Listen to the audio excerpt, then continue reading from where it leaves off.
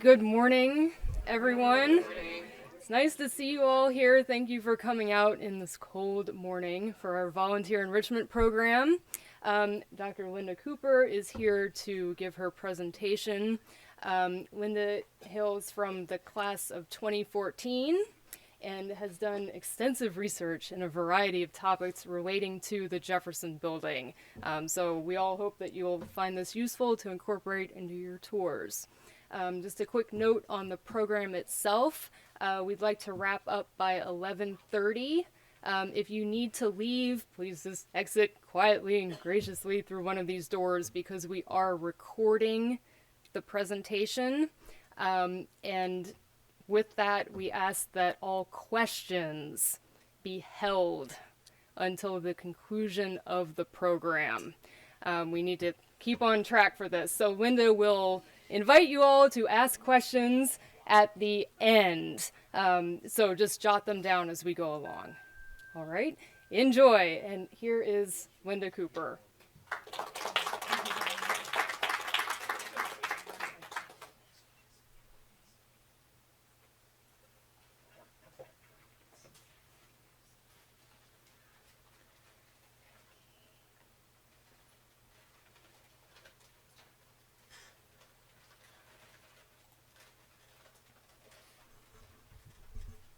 Hi, good morning. Hi. Well, for this presentation, I'm going to be talking about the relationship between the Jefferson Building and the World's Columbian Exposition that was held in Chicago, Illinois in 1893. This was one of the most significant of the World's Fairs of the 19th century. This is a World's Fair that was so significant that it contributed several popular culture items that you may or may be familiar with. They were certainly very popular at the time. Two of them, the Ferris wheel on the left, designed by its inventor, George Washington Gale Ferris Jr., so popular from the Chicago Fair that other Ferris wheels were designed for other World's Fairs, and it became also a popular attraction at local carnivals. And so we see the original Ferris wheel on the left. On the right, another popular attraction from the World's Columbian Exposition, Little Egypt, the shape that shook Chicago. Shown here, dancing her hoochie coochie, dancing it to some notable music that is still familiar. It's still performed.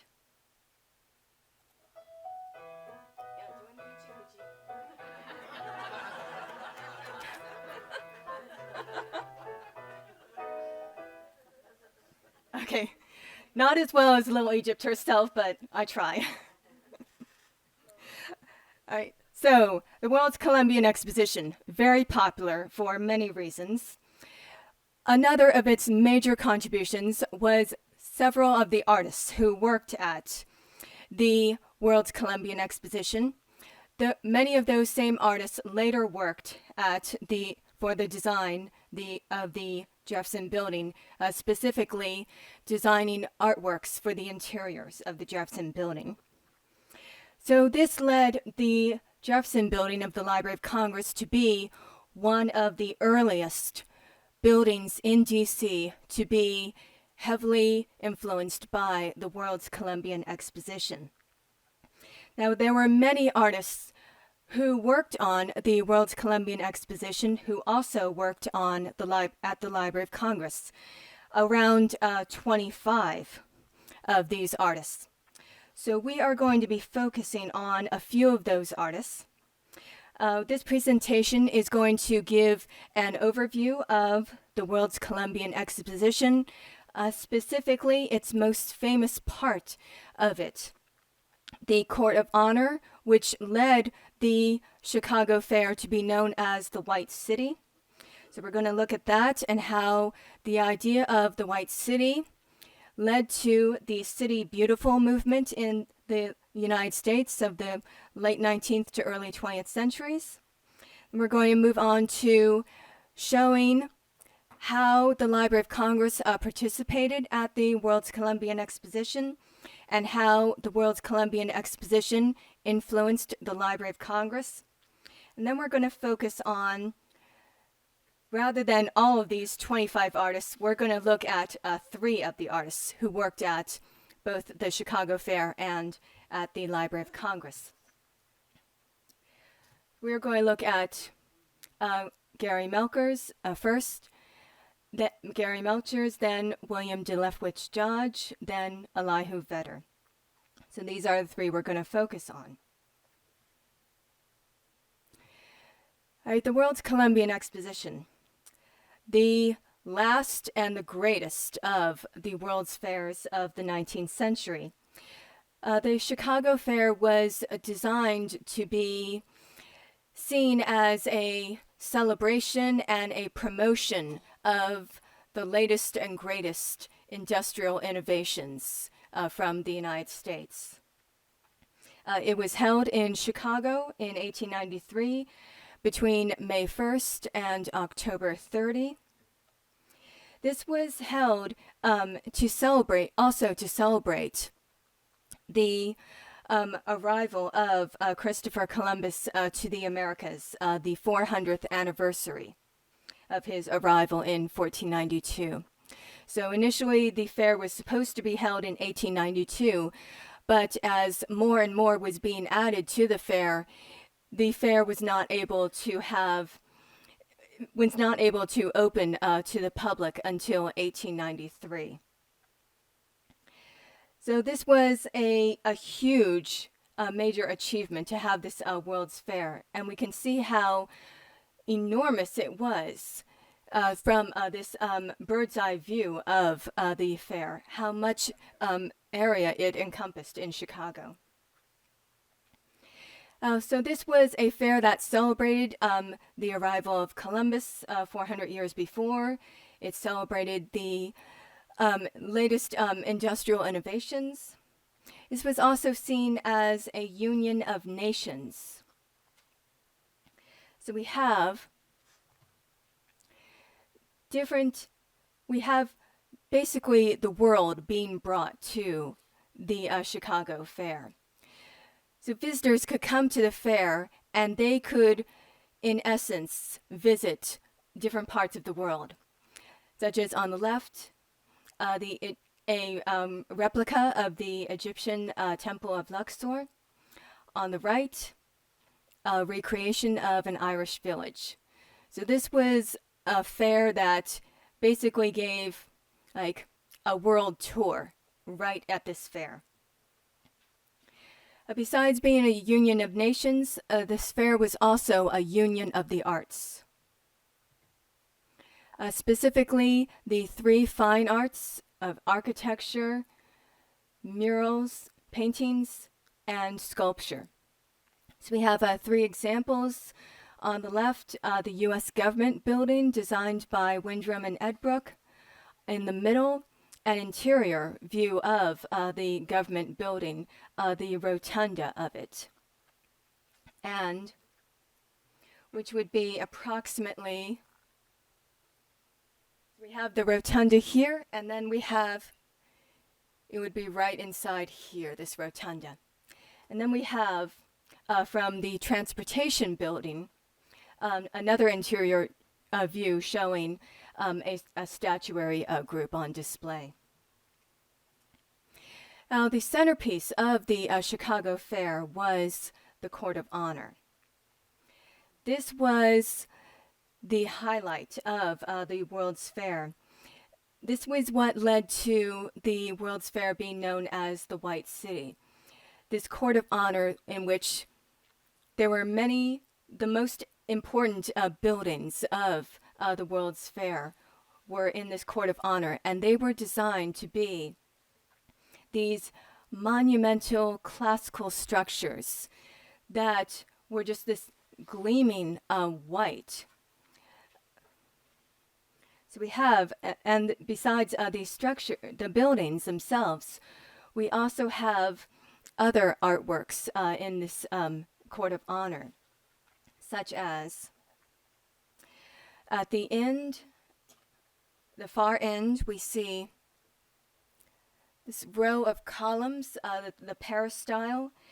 This was designed by the artist Charles Bowler Atwood. This peristyle provided a grand entrance for visitors to enter the Chicago Fair.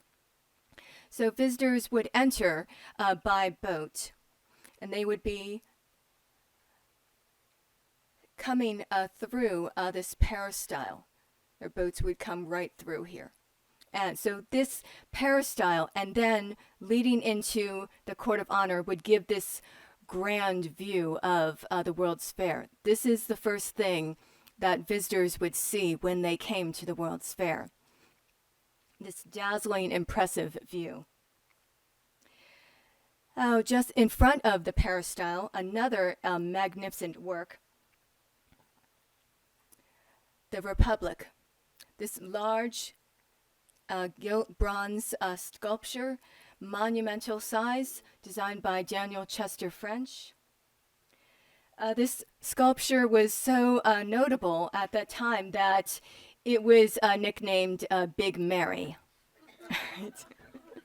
So visitors would say, well, just meet me around the Big Mary. And everybody knew that Big Mary referred to the Republic sculpture. On the opposite side of the Court of Honor, another monumental sculpture, the Columbia Fountain, designed by Frederick William MacMonnies. A multi-piece statuary group in which Columbia at the very top is sitting on this enormous barge. And this barge is being rowed by all of these allegorical figures, these figures that are each one taking an oar, so they're rowing the barge along. And then there are these fantastical, mythical animals, these like winged horses or horses with fishtails, all these mythical creatures surrounding this monumental barge of Columbia. Right, so the White City, the most impressive part, the White City named for the Court of Honor. The Court of Honor forming this, the most striking aspect of the world's Columbian Exposition. This is what stood out for visitors. This is what most visitors thought of when they saw the world's Columbian Exposition, this Court of Honor. So this White City, this Court of Honor filled with these sculpture, with the buildings that have these plaster facades to them, so that they were meant to simulate masonry, even though they were meant to be temporary. So this idea of the White City became so popular from the Chicago Fair that it led to the City Beautiful movement, which really took off in the U.S. almost immediately after the closing of the Chicago Fair. The City Beautiful movement that lasted from like the mid to late 1890s to around the 1920s, in which major American cities such as Washington sought to basically revitalize themselves, to modernize, revitalize their cities by having them be filled with these monumental, classical-looking structures that were designed to impress everyone who came to these cities, and to show how dazzling these cities could be. So this was a national movement, the City Beautiful movement, that came to many cities, including to Washington. And one of the earliest manifestations of this City Beautiful movement can be seen with the construction of the Jefferson Building. Before the Jefferson Building was constructed, the Library of Congress did have some participation in the Chicago Fair.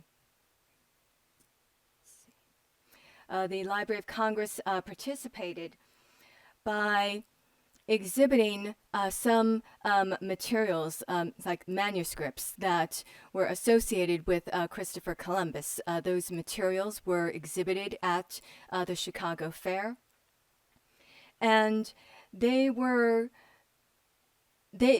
materials were so well received. I mean, they were so popular at the fair that the Library of Congress later received an award based on their display of these Columbus-related materials at the fair. In addition, the library also had a model of the main reading room that the organizers of the Chicago Fair wanted to have displayed at that venue, and this model this main reading room model was sent and was put on display. So this was also something that was popularly received at the fair. When the Library of Congress, the Jefferson Building, was designed and completed, it was designed to be also a monumental pale masonry structure based on classical architecture. Specifically, it was designed to harken back to the Italian Renaissance architecture, specifically Italian Renaissance palazzi. So we have the Jefferson Building designed as this grand Italian Renaissance palace with this magnificent domed rotunda. And it has, what we see here with the Jefferson Building is that the temporary plaster facades of the Library of the World's Fair, the Court of Honor, now we see that architecture take on a permanent form with the Jefferson Building. The temporary plaster facades have now become this permanent monumental masonry through the Jefferson Building. Like the Chicago Fair, the Jefferson Building was also seen as a union of all the arts. So we have such as the grand architecture, one of many examples that would have inspired the designers of the Jefferson Building. The U.S. Government Building at the Chicago Fair, we see it in this a painting by the artist Charles Hassan, where we see this grand Renaissance looking structure with these large pavilions at the ends of the structure, at the corners of the structures, a grand pavilion in the center, and this massive domed rotunda in the center. So we see some of these same aspects being were at the U.S. Government Building. We also see these showing up in the Jefferson Building as well. We have the pavilions at the corners, pavilions at the center, the domed rotunda. Wondrous, dazzling buildings that were designed to impress, to be overwhelming in their scale and their decoration, to just dazzle the eye. So we see this taking place with the architecture. We also see this idea of the union of the arts through the use of mural painting. On the left, interior view of the rotunda of the U.S. government building from the Chicago Fair with the lunette murals. On the right, a view of a corner of the librarian's room in the Jefferson building, where we also have sort of cropped off more examples of lunette murals. So we have this taking place, this flourishing of a mural painting that is taking place in both Chicago and at the Library of Congress. Also, sculptural groups.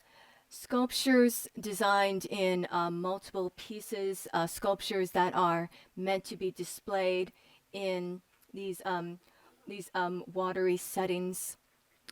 So on the left, another view of McMoney's Columbia Fountain from the Chicago Fair. On the right, Roland Hinton Perry's Neptune Fountain at the front of the Jefferson building. So once again, we have this idea of these small bodies of water, and we have the sculptural groups set within these watery places. So we have this grand architectural groups, whether designed in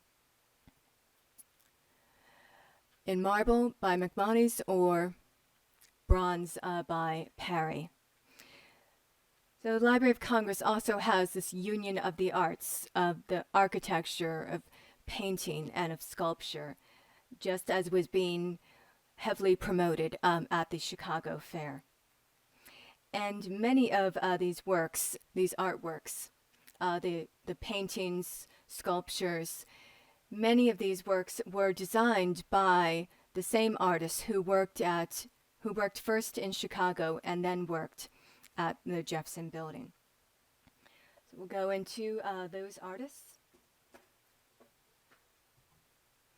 beginning with Gary Melchers. Melchers had a background in creating large paintings, but Melchers wanted to broaden his career by developing a talent for designing mural paintings. He wanted to be known as a mural painter as well as an easel painter or portrait painter. So Melchers found out about these opportunities to design murals for the Chicago Fair, and he wanted to have that opportunity. So he found out about gaining an opportunity to design a mural for the Chicago Fair by using some of his connections. And he emphasized, when he was getting in contact with people, his previous experience with creating large-size paintings, such as his painting, The Sermon, that he created in 1886. This work was so well received that a few years later, in 1899, Melchers won a prize for American painting for this work at the Paris Exposition Universelle in 1889.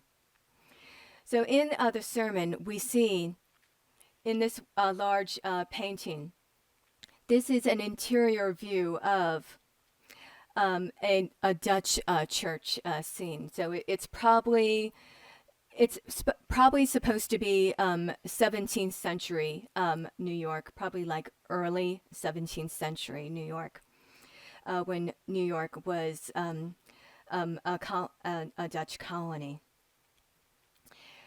Now, Melchers was able to use his connections to get a commission at the World's Fair at Chicago.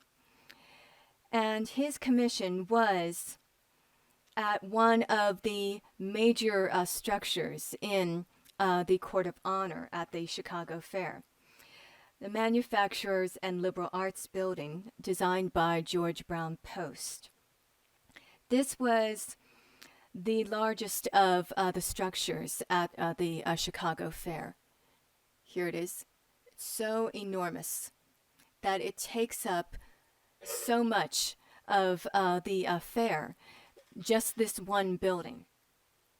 And this building was so grand that Post offered commissions to several artists to create works for this structure. And Melchers was able to get one of those commissions. So Melchers' commission for the Manufacturing and Liberal Arts Building was for 2 lunette murals for one of the pavilions of this building, the Southwest Pavilion. So we see from this bird's eye view that there are these corner pavilions, and there's also this large central pavilion. Melchers got a commission for one of these corner pavilions. So here we see a close-up of one of the pavilion that Melchers worked on. He created his 2 lunette murals for it, and we can see a little bit of it. These lunette murals right here, and a little sliver of one right over here. These 2 lunette murals. These murals were known as the Arts of War and the Arts of Peace. So here we see them with the studies for them. Fortunately, the studies for these murals survive, and even more fortunately, the murals themselves also survive. So we're very fortunate to have these from Melchers' hand. So we have, in this case, the Arts of War. We see the study here, and here's the finished mural right up here. The chieftain riding his horse. You can see the horse right over here with the chieftain on, seated. So with the Arts of War, Melchers has painted a scene of the return of a chieftain and his hunters from a successful hunt, where they have killed a deer and are bringing it back. So this is the success from hunting. So the Arts of War, celebrating hunting. The Arts of Peace, celebrating the pursuit of knowledge. Slightly cut off on this end, there is this tall figure of this man in his long white robe. You can barely see the white robe right over here at the end. So the Arts of Peace, where everyone is occupied with the pursuit of knowledge. The figures are shown bringing offerings to this altar, where there is a statue of Minerva, the Roman goddess of wisdom, seated on that altar. And we have the other figures engaged in pursuing knowledge through reading. And everyone is pursuing this. Everyone is engaged in reading, men, women, children. This is knowledge that is meant to be available to everyone. So we have the Arts of War and the Arts of Peace, these murals by Melchers. These murals were so admired at the Chicago Fair that after the fair closed, the president of the University of Michigan requested that these murals be removed from the Manufacturing and Liberal Arts Building, so that those murals could then be transferred to the University of Michigan and there be put on display. The University of Michigan wanted Melchers' murals because Melchers was born in Detroit, so the University of Michigan claimed Melchers as their own, and they wanted his murals. So these murals were transferred to the University of Michigan. They were displayed in different parts of the campus at Ann Arbor until they found a permanent location at the campus.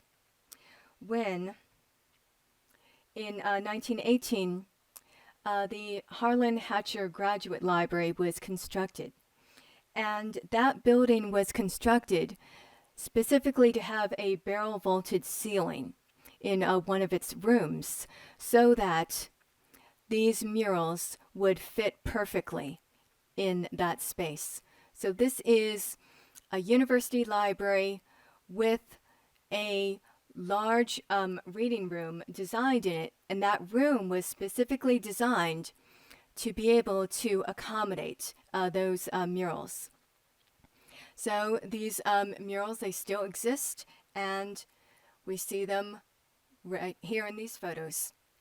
The actual murals that had been at the Chicago Fair. Now they can be seen for all time at the University of Michigan. The Arts of War and the Arts of Peace. Now, Melchers' murals were so successful, so well received at the Chicago Fair and afterward at the University of Michigan that Melchers had no difficulty in obtaining a commission at the Library of Congress. He was commissioned in 1895 to create 2 lunette murals.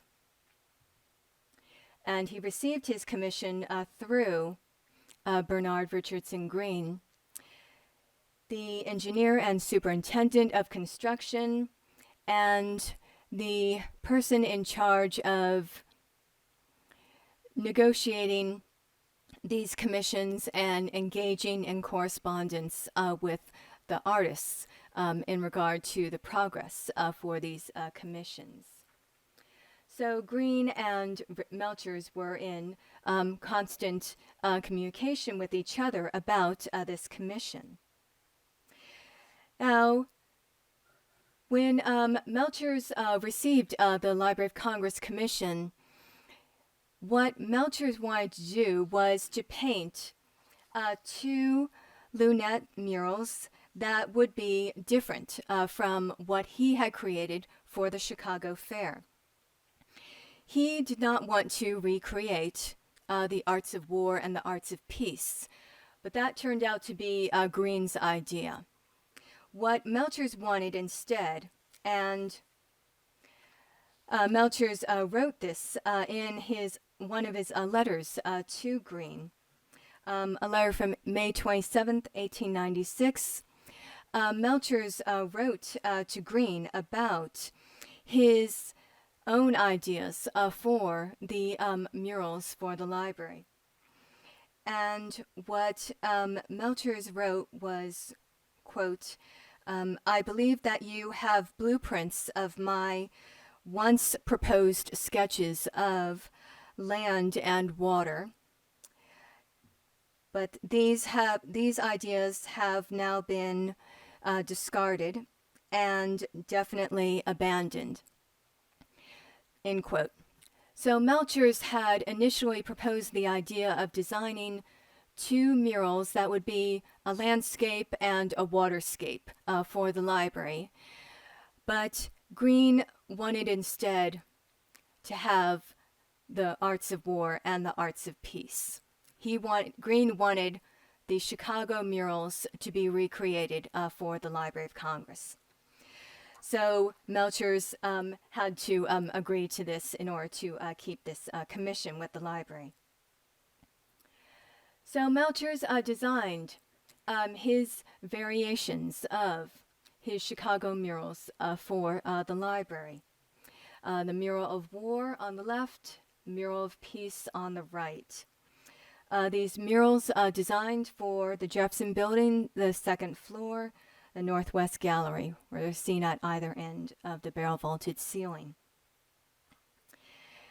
Now, We can see some similarities and some differences between the two war murals for the Chicago Fair and for the Jefferson Building.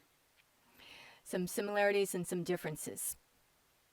Melchers kept the same central equestrian chieftain figure, the focus of attention, and he has this horseman surrounded by these other figures. But instead of a return from a successful hunt, what we see with the library mural is a return from a successful battle that was won at a great cost.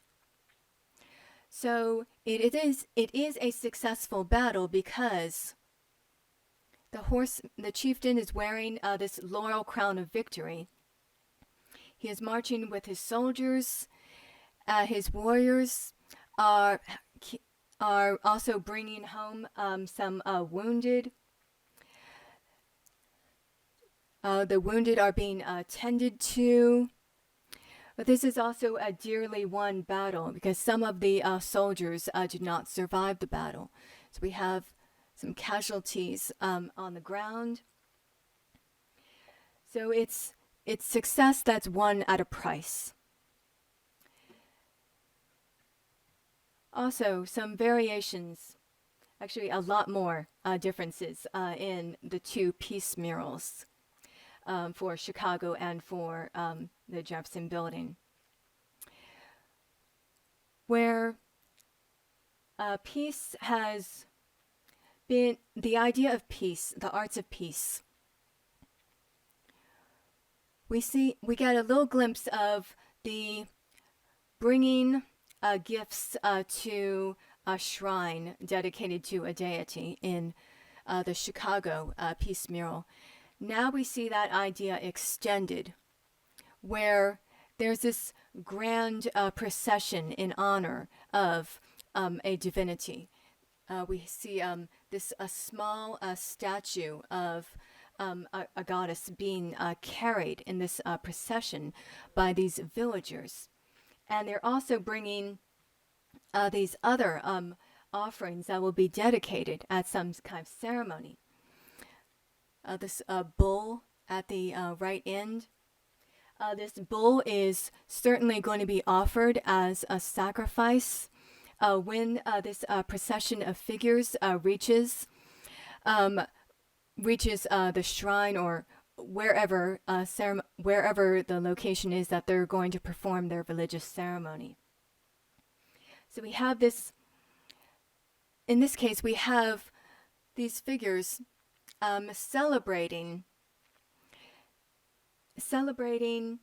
the bounteousness, celebrating prosperity, probably like a successful harvest. So these figures are wanting to offer thanks for these blessings, to express their gratitude. So these figures are going to make this sacrifice in honor of what looks like their patron deity. So we have the peace mural changing somewhat from the pursuit of knowledge as well as offerings to a specific deity to offering gratitude to a deity through a sacrifice, through a religious ceremony. And so Melchers' murals, unlike so many of the Chicago murals, Melchers were so fortunate in that they survive, that they were that they were put on display at the Chicago Fair, were well received, and were transferred to the University of Michigan, and that leading to Melchers' commission for the Library of Congress. So we have all of these murals that Melchers painted that are now on display in libraries, whether the Library of Congress or the Harlan Hatcher Library at the University of Michigan. All of these murals displayed in these libraries as if they were meant to be permanently put on display there, where they can be enjoyed by generations. Right, so Melchers Melchers then went on to have a successful career with his other artworks, thanks to the Chicago Fair and to the Library of Congress commissions. William de Leftwich Dodge, also another talented artist who worked at the Chicago Fair and then at the Library of Congress. Dodge also was a successful artist who created these large-scale paintings, such as the death of Minnehaha, from a scene from Henry Wadsworth Longfellow's poem, long epic poem, The Song of Hiawatha. Dodge painted the death of Minnehaha in 1886, where this is a work that shows this highly dramatic scene where Hiawatha's beloved Minnehaha has just died from starvation because both of them are trapped during a famine in winter. So Minnehaha has succumbed. So this was a very emotionally charged work. This was also a very well-received painting. The year that Dodge painted this work, 1886, he won a medal for this painting from the American Art Association. This was a major auction house in New York during the late 19th century. So Dodge, like Melchers, was receiving awards for his works. Dodge also wanted to broaden himself as an artist by going from large-scale paintings to creating murals.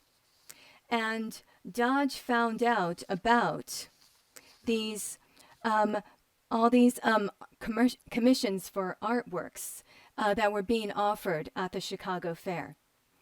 So Dodge went to Chicago to the construction of the fair in 1891 so that he could obtain one of these commissions. And for a while, he was working on creating sketches that other artists would use for other artists' mural works. But he was doing this for a while, but he wasn't getting his own commission to design his own murals for the Chicago Fair. And this became quite frustrating for Dodge, as he was doing all of this work at the Chicago Fair, but he felt that his work wasn't being acknowledged. So Dodge found out that there was one commission that had not yet been offered to any artist. This was a commission for a large mural that was to be placed in one of the major buildings of the Court of Honor, the Administration Building, designed by Richard Morris Hunt. Get a view of the Administration Building here. Richard Morris Hunt had designed this huge building for the Chicago Fair, and Hunt was having difficulty finding an artist who would be willing to paint an enormous mural for the dome of the Administration Building. So this was this huge space that Hunt wanted an artist to fill with a mural, the interior of this dome. It be right under here. So Hunt was having difficulty getting someone to accept this commission. And Dodge was looking for a commission. So Dodge found out that Hunt was working mostly from his office in New York. So Dodge decided that he was going to go to New York and meet Hunt in person and see if he could obtain a commission that way. So Dodge showed up at Hunt's office in New York. And at first it did not go well. Dodge wrote about his experience getting a commission from Hunt. He wrote about this years later in his autobiography. And the way that Dodge puts it is, quote, "I heard Mr. Hunt was in New York, so I went immediately to see him, taking with me a large roll of my sketches and paintings. I had such a hard time trying to get into his office. The boy in the entrance said nobody could see Mr. Hunt. I made such a fuss, saying I would sit there until he came out, that his son heard me and came out to see what the row was about. I told him I wanted to see his father and wanted to paint his dome. My determination must have impressed him, as he took me in to see his father. The old man started to cuss me out and laughed at the gall of a kid my age, thinking I could paint his dome, 315 feet in circumference by 50 feet deep. I used some pretty strong language myself and told him that after he had seen my work, if he did not think I was capable of painting that dome, he could get someone else to do it, but that I was the best he could get. And I started by showing him painting after painting until his office was covered," end quote. So apparently Dodge was not big on modesty. But as it turned out, Hunt was so greatly impressed by Dodge's nerve of coming into his office and just heavily promoting himself for this commission and seeing all the work that Dodge had done, that Hunt offered Dodge the commission immediately. And as for Dodge being a kid, well, he was in 1893. Dodge was 26, so he was the youngest artist to receive a commission at the Chicago Fair. And Hunt was old enough to be Dodge's father. Right, so Dodge, through perseverance, obtained this commission. And this commission for this dome was so huge, the space that Hunt wanted to have painted in that dome, that Dodge knew he could not paint the entire dome by himself. So he asked his brother, the artist Robert Lefwich Dodge, who also later received a commission at the Library of Congress. William asked his brother Robert to help him paint this dome. So the two Dodge brothers worked on the dome together. William creating the designs for the dome, and then the two of them painting this dome for the administration building. So this final result of their collaboration was this huge mural, The Glorification of the Arts and Sciences. Now this is a large mural. Fortunately, the initial, the sketch for the mural survives. This is a mural that was designed to fit into this space. So this is a work where there is a great deal going on in it with all these figures. We see in this close-up view, we see here, sort of hard to tell, but we have this figure, a male figure seen from behind in this close-up photo. This same figure is right here. So there is a lot going on in this mural. The focus is the arts and sciences paying homage to Apollo, the Greco-Roman god of the arts. We have Apollo sitting on the throne in the center. You have the initial drawing for Apollo. And we have this procession of all of these allegories, all these allegorical figures in this procession representing different arts and sciences, all coming to bring some kind of offering, some tribute to be placed at the throne of Apollo. So some of these figures are representing the arts, in this case music, and the sciences, in this case horticulture. So we have these two figures playing these musical instruments, and this an early design of a figure representing horticulture or this gardening. We see these figures again in the mural.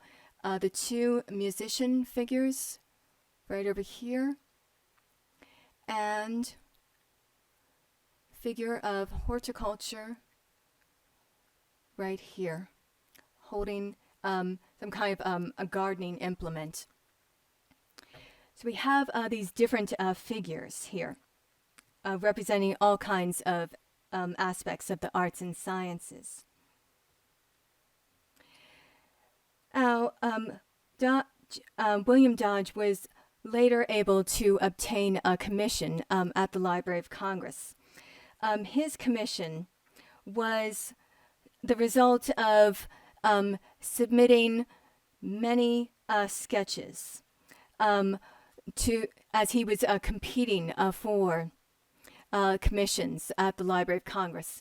So after submitting all of these different sketches to show his talents as a painter, Dodge was able to get his commission at the library. So he didn't have to go quite to the same extremes that he had to obtain the commission from Richard Morris Hunt.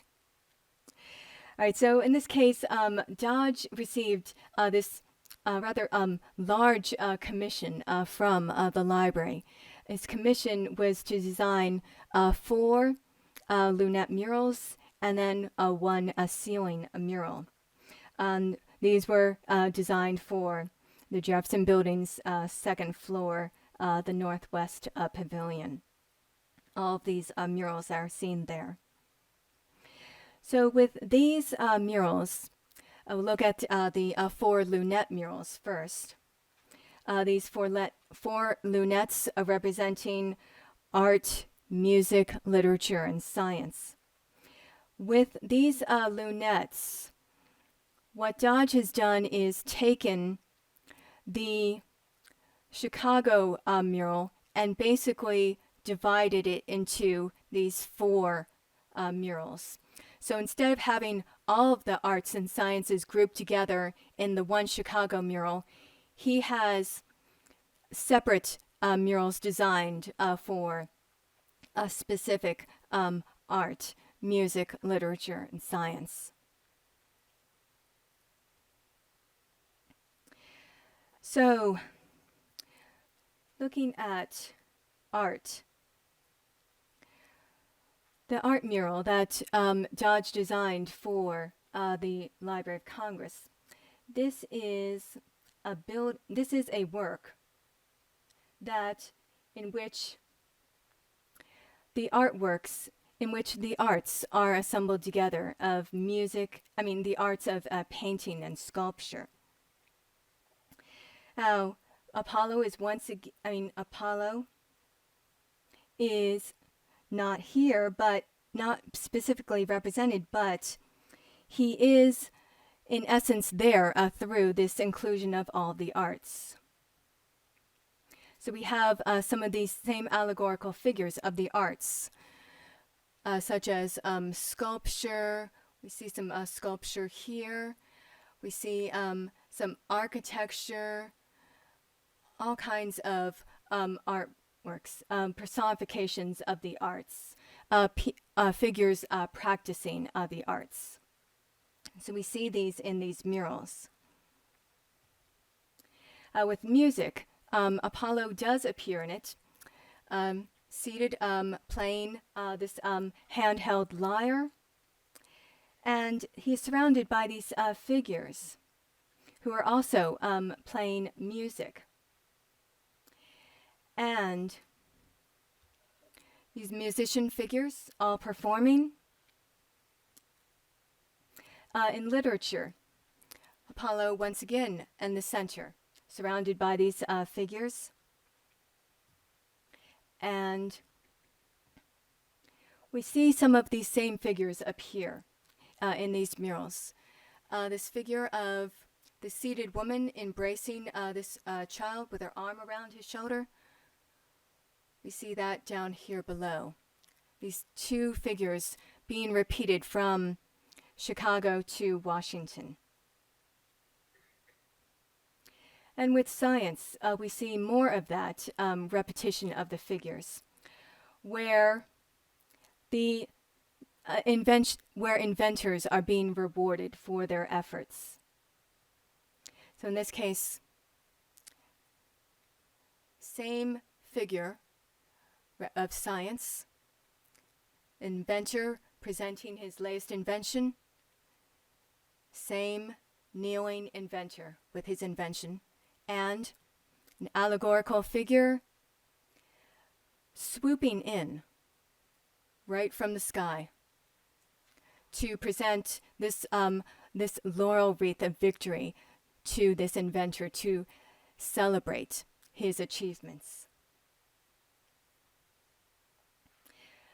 Some of these same ideas were developed from Dodge's sketches for these four murals.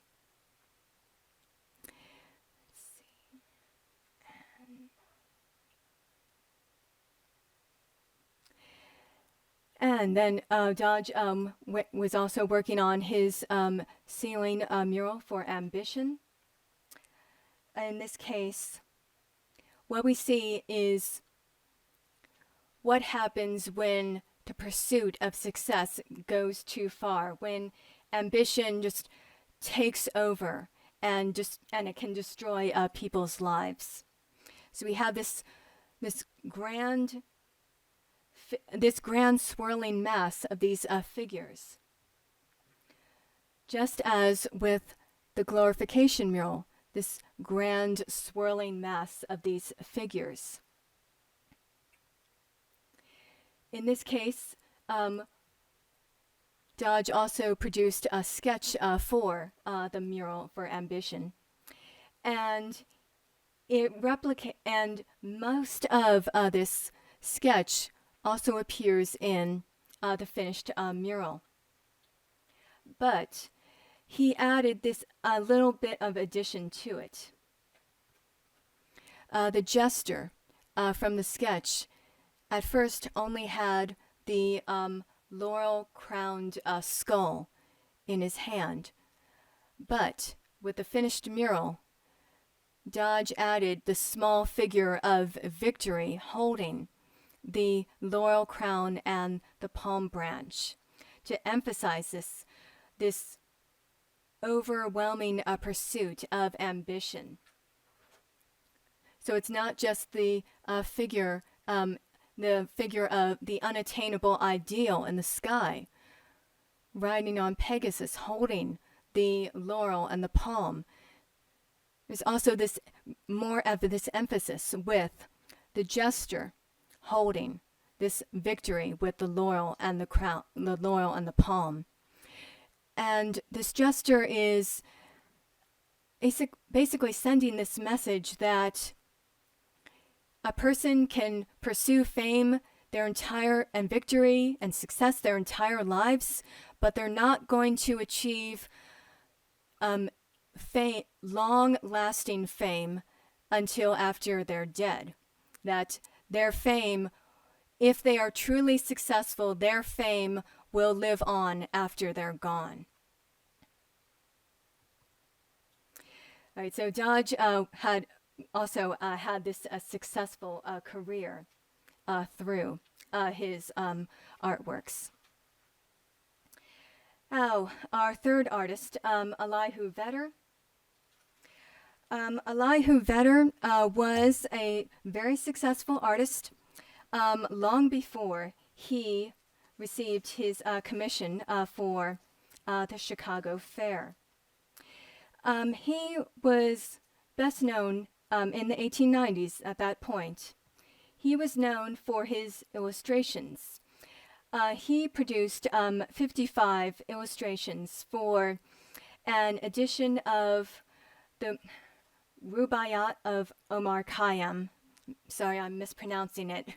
But it was such a popular edition because of these illustrations that Vedder made for it. And so we see some examples here. In this case, the Cup of Death that started out as the illustration.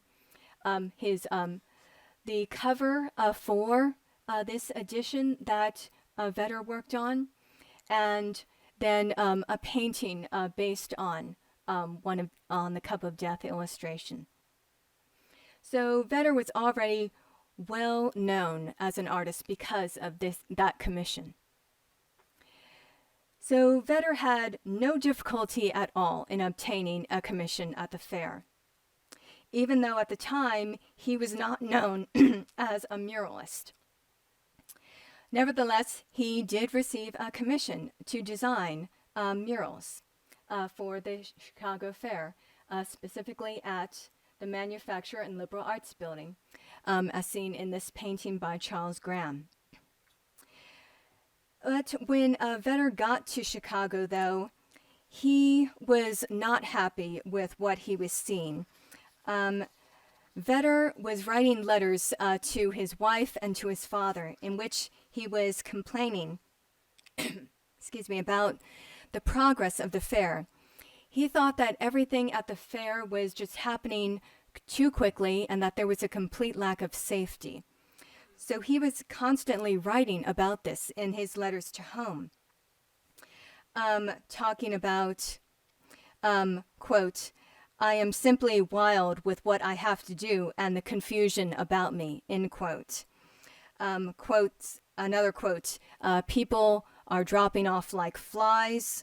We had a fearful railroad accident. The local train derailed, and I might have been in it." As the last thing that Vedder wanted to do was to paint murals for the Manufacturer and Liberal Arts Building.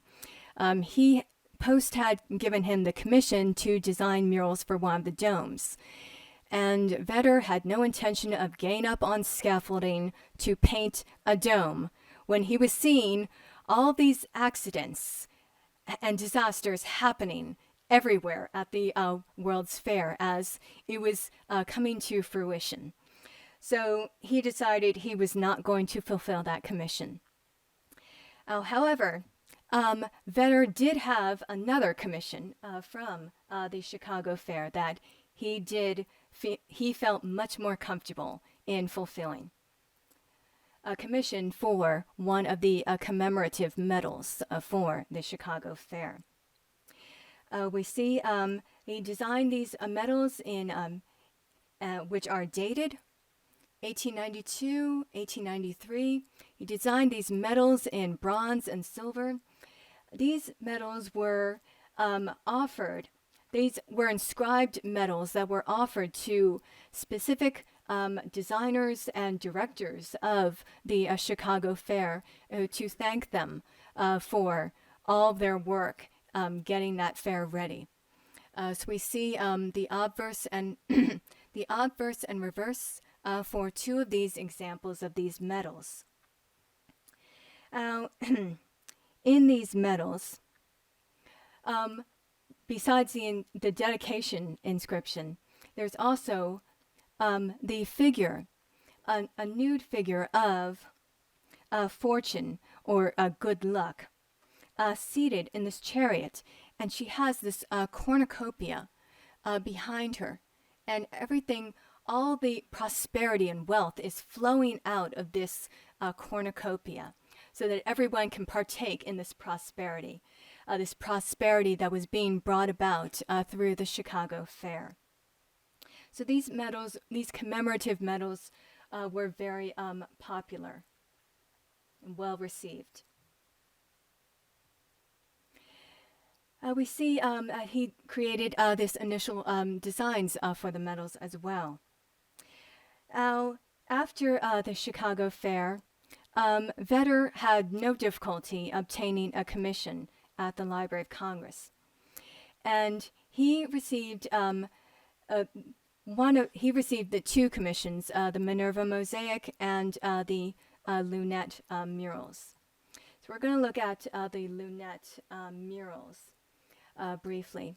A 5-part series, The Effects of Good and Bad Government, in the lobby of the main reading room on the first floor.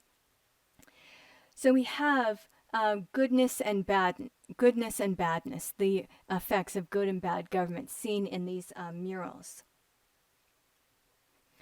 And we can see some aspects of these murals that appear, that have been brought over from the Chicago commemorative medal.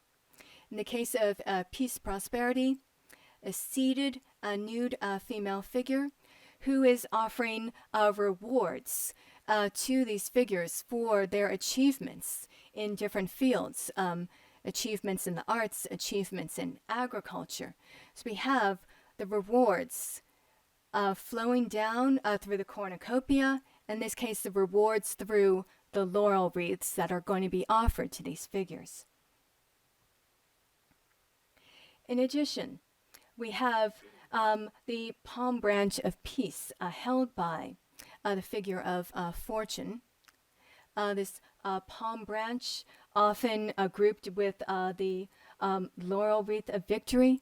We also see this in Vedder's mosaic for Minerva, specifically the figure of Victory, who is holding in her outstretched arms the palm and the laurel to be symbolically offered to those who have made major accomplishments in various fields.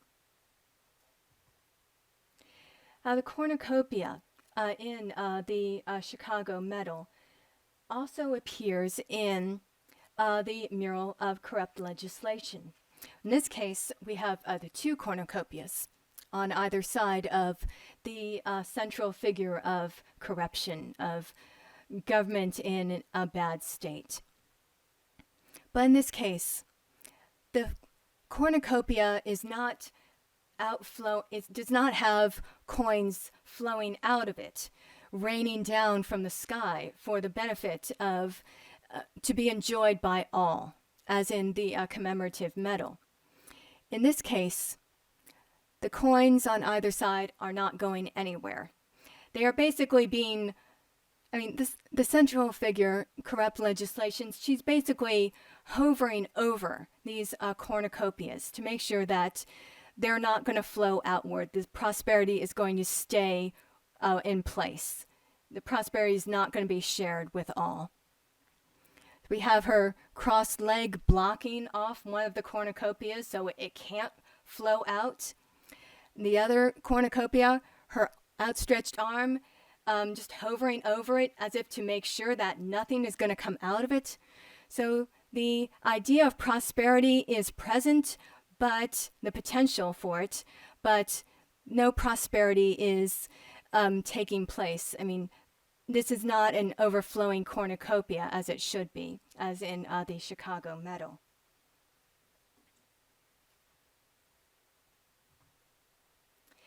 Right, so with these murals, Vedder was painting these murals to represent these ideals, these allegorical figures that were meant to personify something, virtues, vices, something that would be recognized by his audience.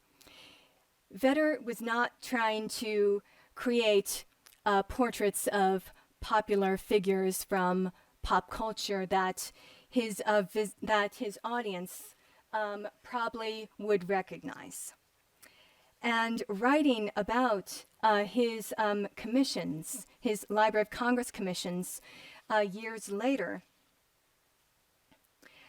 Vedder provided an example of a figure from popular culture that his viewers around the early 20th century, his viewers would almost certainly have been familiar with. Fluffy Ruffles. Yes, that was her name, Fluffy Ruffles.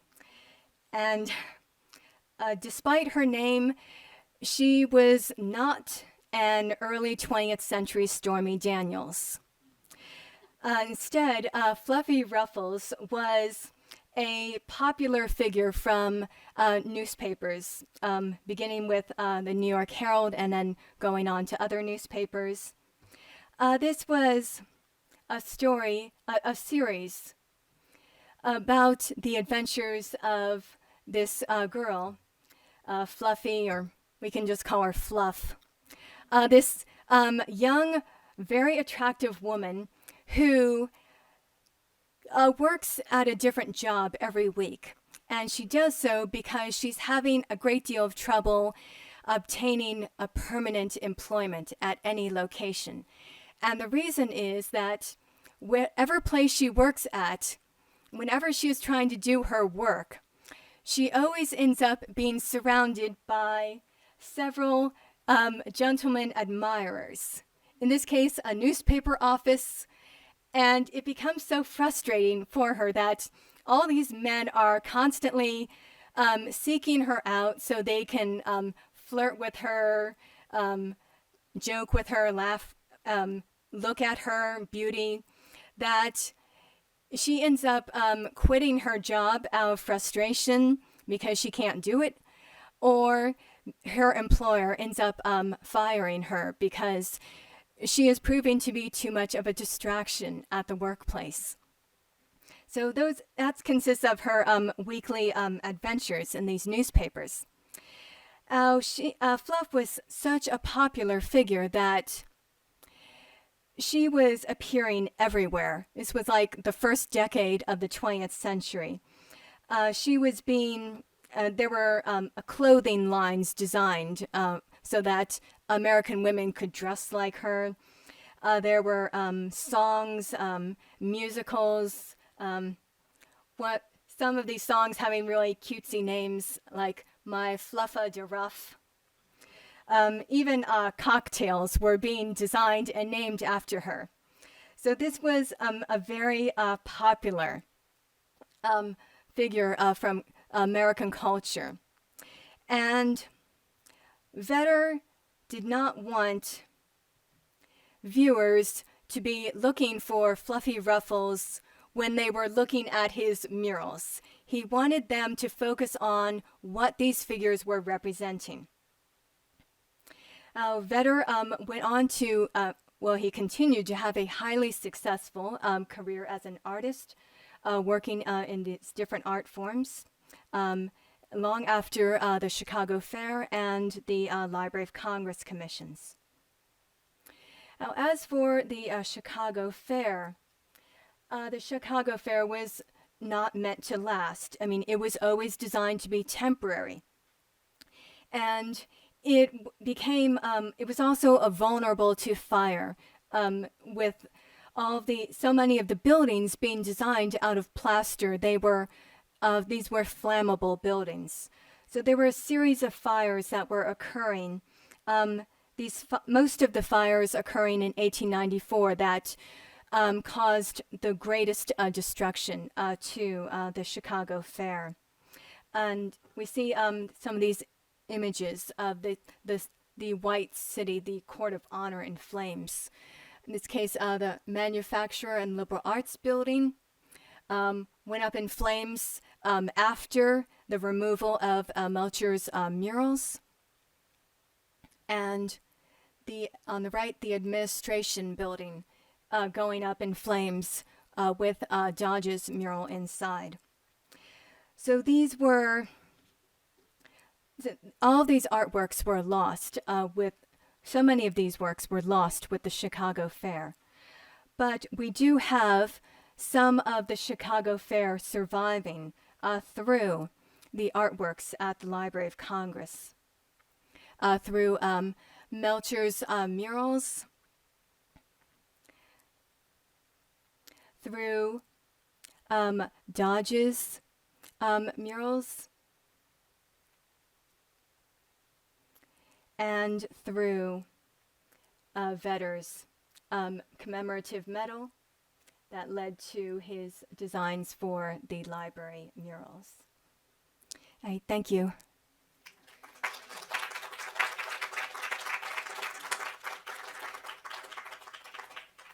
All right, we've got time for questions. Yes. This was wonderful, so thank you. Oh, thank you so much.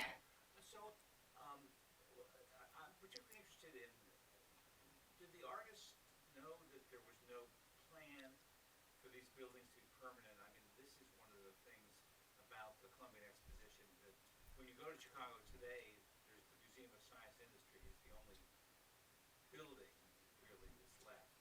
Was that always the plan, or were these fires sent? I mean, what was the sequence, and what was their understanding about what was going to happen to their art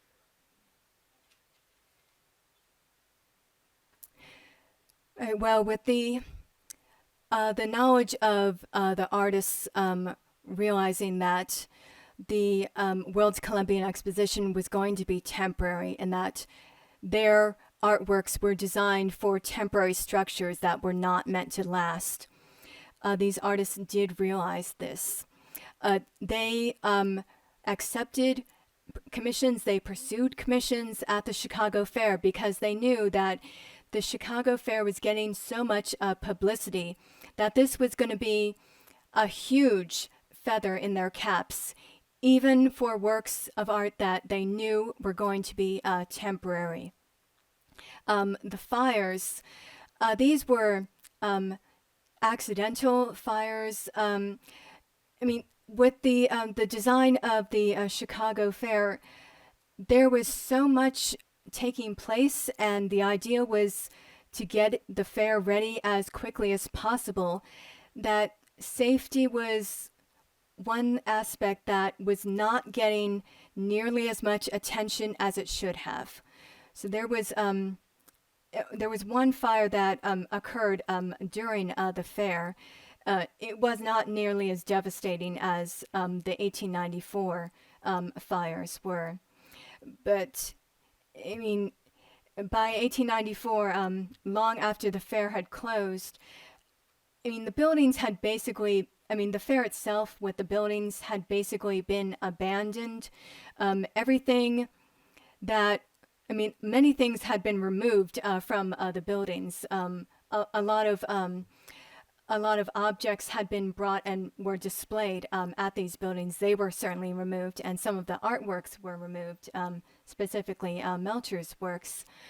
But basically, after the fair closed and everything was removed from it that was considered to be worth removing and had a new location for it, the fair itself was basically abandoned.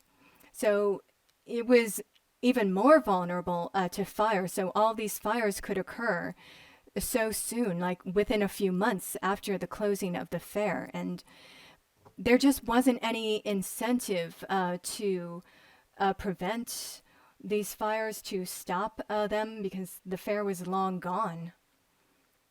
Yes. The Dawson Corps gets two stories about the relationship between the library and the fair. Story one is that Edmund Pierce was this architect in New York. He knew a lot of artists, and when they decided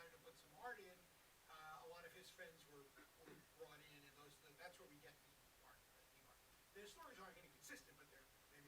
The second one is that the Pierces or the I'm sorry, yeah, sorry about that. But the Casey's and the library, presumably Spofford, went off to the Columbian Exposition and saw all this great art and rounded up the gang of 50 and came back and did a lot of stuff, murals, mosaics, whatever. Could you comment on the stories and what your perspective on that is?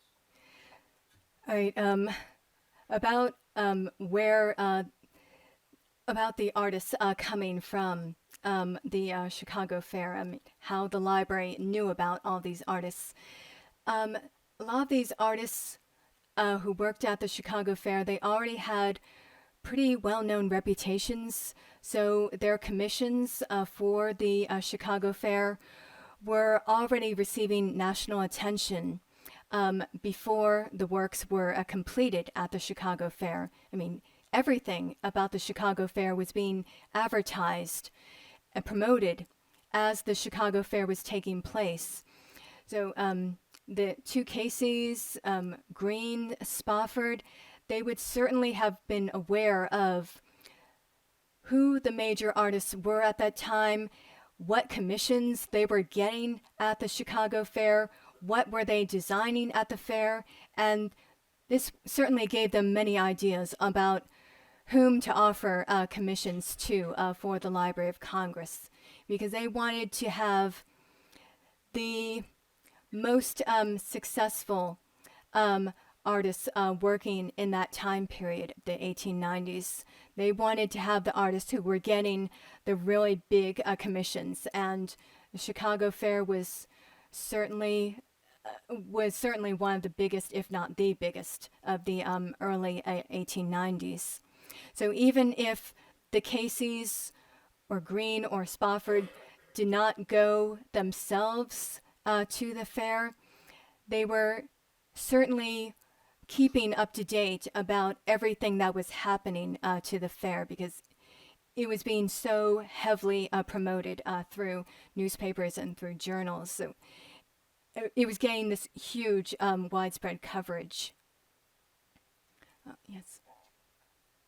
Moving to Vedder's Minerva, I wonder if he was a mosaic artist before that commission, or was mosaics a new overture on his part? And weren't there 3 different designs for Minerva? And what was the focus of those? Well, in terms of Vedder's work for the Minerva mosaic, Vedder was not known as a mosaic artist when he received the commission for the Minerva mosaic. Vedder accepted that commission when the artist who had previously accepted that commission, Abbott Henderson Thayer, Thayer had created a dramatically different version of Minerva, in which he had her riding in this chariot and basically charging at the viewer. And this is something that did not go over well with the library designers, Green, the Casey's, probably Spofford too. And so Thayer was also having trouble getting the right design that would meet with their approval, and getting that design turned into a mosaic work. So Thayer was released from the project, and Vedder was offered the commission instead. Vedder had proved himself to be able to develop himself as an artist in these different fields, like book illustration, mural painting, portrait paintings.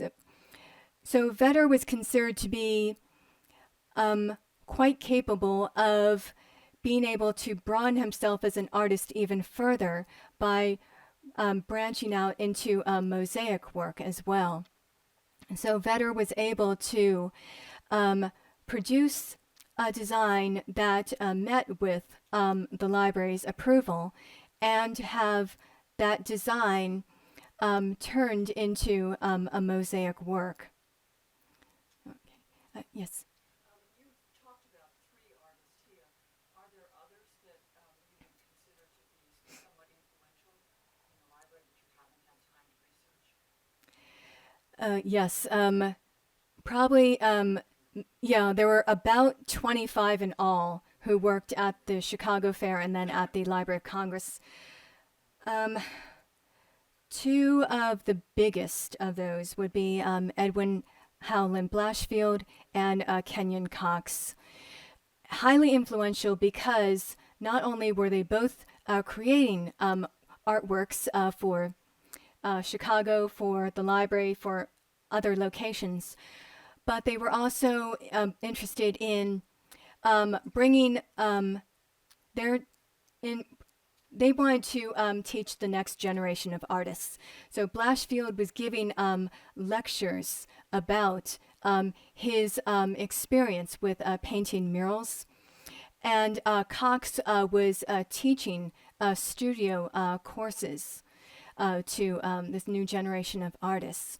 So these were highly talented, significant, significant artists who were then sharing their experiences, sharing their artistic abilities with the public and with their students. Yes. With all the people involved in the building, Casey and then Edward Casey, and then Spofford and I think Charles Elliott, the president of the library, how did they decide on which artists to commission? Was one person the point man to offer the artist, or did they do it as a group, or the needs of the building, or do you know? Oh, the deciding on which artists to offer the commissions to for the library.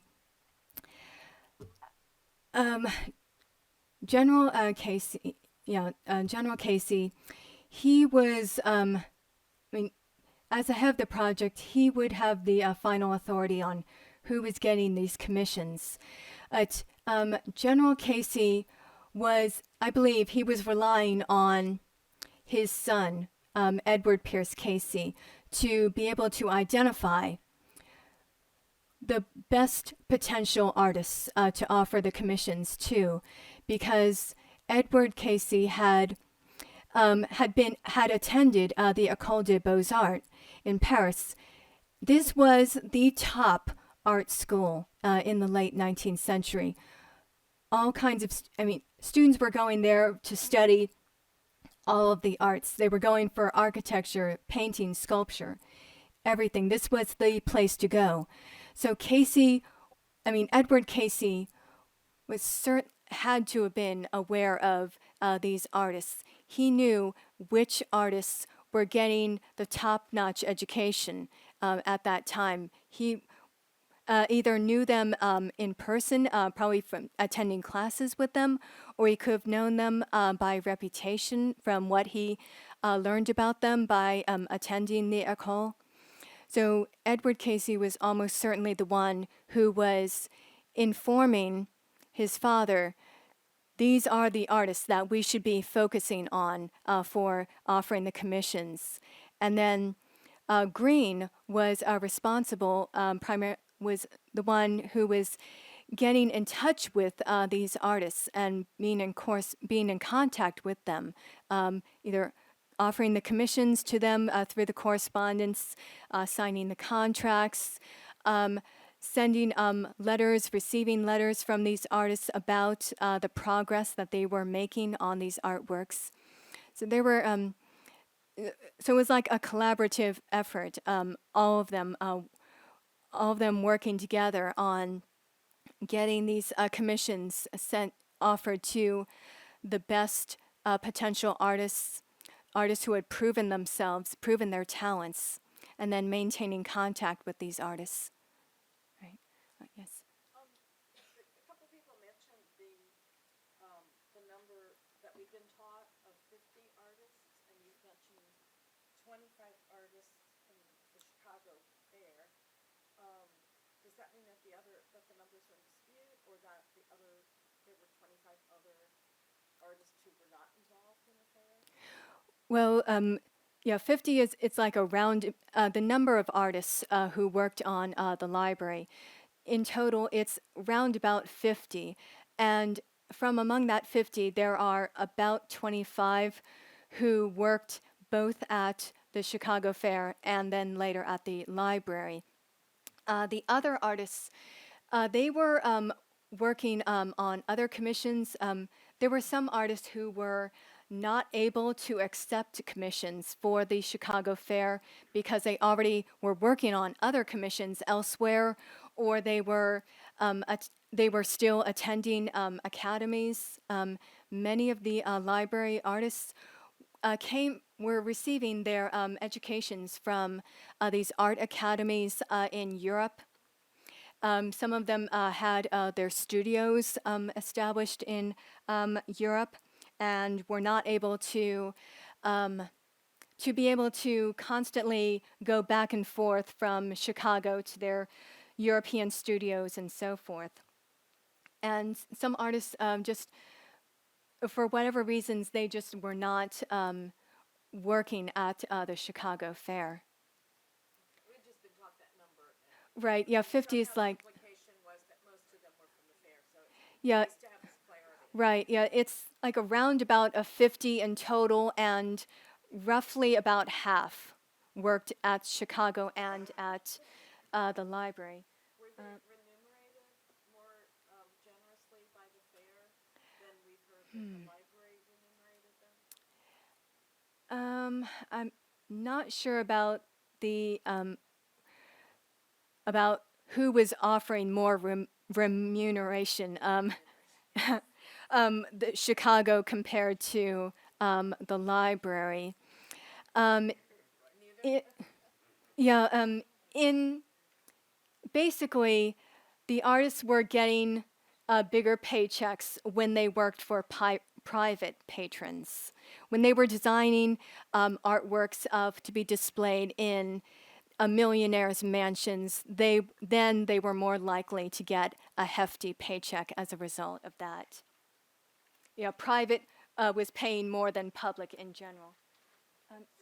When do we need to stop? So let's have one more question, and then with Lynda's permission, if you'd like to type up a question, I can make sure it gets to her. With regard to commissions, were commissions offered for specific placement and subjects, or would that be negotiated between the artist and Green or the Caseys or whoever? Oh, the commissions for specific subjects, specific locations.